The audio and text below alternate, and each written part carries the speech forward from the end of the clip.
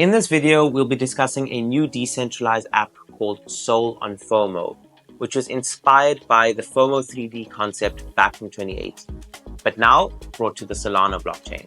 For those of you that don't remember, FOMO3D generated a lot of hype back in the day, with one lucky player walking away with over 10,000 ETH. Now, they hope to bring a similar experience to the Solana blockchain. I'm going to be going over how SolOnFomo works, what are the rewards, what are the potential risks that you need to be aware of before getting into it. So if you are curious, stick around till the end of the video. Before we get started, I just want to point out that this video does not constitute financial advice and is for informational purposes only. Please do your own research before investing in any project. Crypto can be extremely risky and you can lose everything.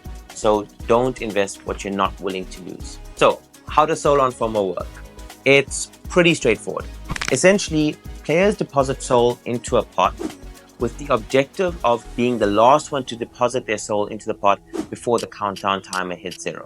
Now, the tricky part is that every time someone deposits SOL into a pot, it adds another 30 seconds to the countdown timer, and you don't know what anyone else around the world is going to be doing. The objective is to be the last one to deposit SOL into the pot. If you do manage to be the last one to deposit SOL into the pot before the countdown timer hits 0, you win a substantial portion of that pot. While it does sound straightforward, it's very difficult in that you don't know what anyone else is going to be doing and the timing is very difficult. Also, as the pot gets bigger, more people get FOMO and ape in, and it just becomes this kind of never-ending cycle of more money in, more time being added, more rewards, so it just gets a bit crazy. But if you do manage to time it right, and if you do win, you can go home with a lot of money.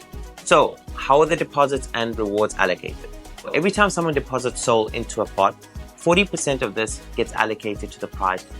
This is shared when the round ends. I'll explain that in a bit.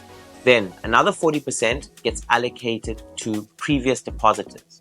This kind of keeps an ongoing incentive if you get in early. 5% gets allocated to the marketing wallet, 5% to stakeholders, and then the remaining 10% is kept aside for future rounds and to make sure that the game keeps going.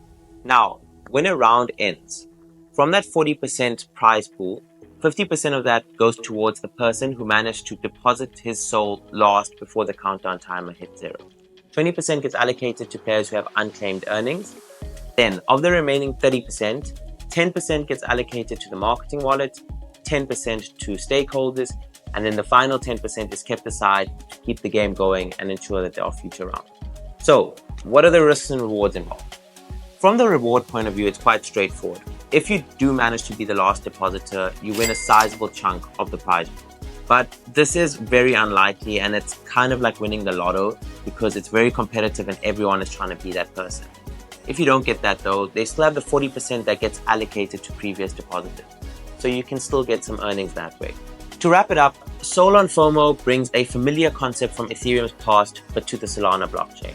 While there is potential for rewards, you have to understand the risks involved and that this is a very competitive game. If you guys are curious, I've included links to their Telegram, Twitter, and a Medium post that explains the whole process really well in the description below. I'm curious to know what you guys think about it. Let me know in the comment section below. See you in the next video, guys.